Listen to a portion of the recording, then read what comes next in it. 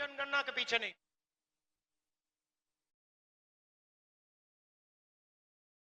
వారంలోగా AP cadre కు కేటాయించాలని ఫిబ్రవరి 28న cat జారీ చేసిన ఉత్తర్వులు అమలు చేయలేదని శివశంకర్ కంటెంప్ట్ కేసు వేశారు. అయితే ఉత్తర్వులు అమలు చేయడానికి ఇంకా 12 వారాల గడువు కోరింది డిపార్ట్మెంట్. మే 7 లోపు ఉత్తర్వులు అమలు చేయాలని, లేకుంటే వ్యక్తిగతంగా హాజరై వివరణ ఇవ్వాలని క్యాట్ ఆదేశించింది.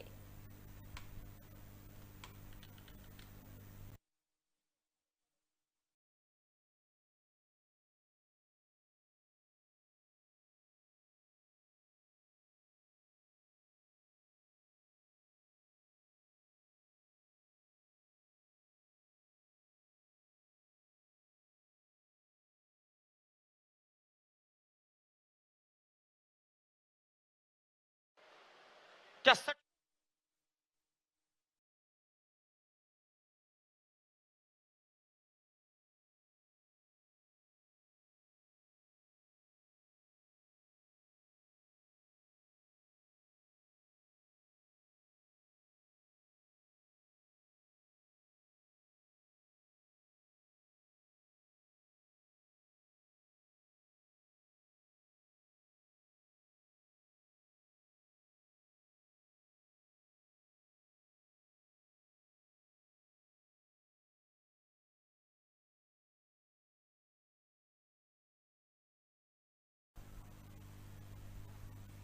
డిఓపిటి మీద కంటెంప్ట్ కేసు వేశారు IAS Shivashankar Toleti.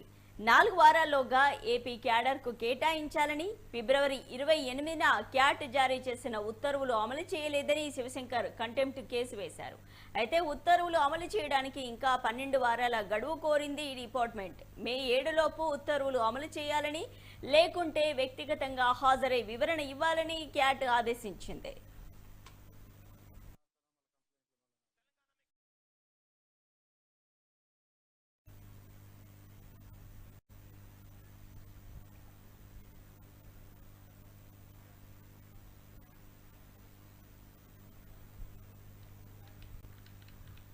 Right, DoPT మీద కంటెంప్ట్ కేసు వేశారు ఐఏఎస్ శివశంకర్ తోలేటి. దీనికి సంబంధించి మరిన్ని డీటెయిల్స్ మా ఏపీ బ్యూరో చీఫ్ శాంతారావు మరిన్ని డీటెయిల్స్ అందిస్తారు. శాంతారావు చెప్పండి, 4 వారాల్లోగా ఏపీ క్యాడర్ కు కేటాయించాలని క్యాట్ జారీ చేసిన ఉత్తర్వులు అమలు చేయలేదని చెప్పి శివశంకర్ ఇప్పుడు కేసు వేశారు. దీనికి సంబంధించిన డీటెయిల్స్ ఏంటి?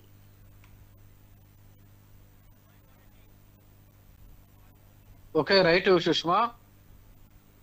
కడప జిల్లా కలెక్టర్ గా చేసినటువంటి తోలేటి శివశంకర్ గతంలో సుప్రీంకోర్టులో అతనికి చుక్కెదురైంది. అయితే ఈ సందర్భంగానే ఆయన కడప జిల్లాలో పనిచేస్తున్నప్పుడు ఆయన తెలంగాణ క్యాడర్ కి సంబంధించినటువంటి వ్యక్తి, ఆంధ్రాకి సంబంధించినటువంటి వ్యక్తి కాదని చెప్పేసి అని ఆయన్ని అక్కడి నుంచి తీసేసి తెలంగాణకి చేసినటువంటి పరిస్థితి అయితే ఎక్కువగా ఉంది. అయితే ఈ నేపథ్యంలోనే ఆయన గతంలో కడప జిల్లా కలెక్టర్ గా పనిచేశారు. అయితే దీంతో పాటు ఆయన సుప్రీంకోర్టులో కూడా ఆయన కొంత పిటిషన్ అయితే వేశాడు. దానిపైన కూడా సుప్రీంకోర్టు కూడా ఏంటంటే ఆయనకి సానుకూలంగా కూడా అయితే రాలేదు. అయితే ఆయన ఇచ్చినటువంటి ఏదైతే డిఓపిటి ఏదైతే ఉందో దానికి అనుకూలంగా ఆయన వేసినప్పటికీ కూడా ఆయన ఆయన జాయిన్ అవ్వక ముందు ఏదైతే తెలంగాణ అడ్రస్ ఏదైతే ఉందో దానికి అనుకూలంగా ఆ కేంద్రం ఏమైందంటే దానికి ఏపీలో కాదు తెలంగాణలో పోస్టింగ్ ఇవ్వాలని చెప్పేసి నిర్ణయించుకుంది. అయితే రెసిడెన్షియల్ అడ్రస్ అంతా కూడా తనకు సంబంధించినంత కూడా ఏపీలో ఉన్నప్పటికీ కూడా తెలంగాణలో తన ఆధార్ అడ్రస్ ఏదైతే ఉందో అదంతా కూడా తెలంగాణ బేస్డ్ గా ఉంది కాబట్టి సో అతను తెలంగాణలోనే విధులు నిర్వర్తించమని చెప్పేసి చెప్పారు. అయితే దానికి సవాల్ వేస్తూ ఆయన సుప్రీంకోర్టులో కూడా ఆయన పిటిషన్ వేశారు. అయితే ఈ నేపథ్యంలో ఆ పిటిషన్ ని కేంద్రము దాని మీద వాదన అయితే జరుగుతా ఉంది.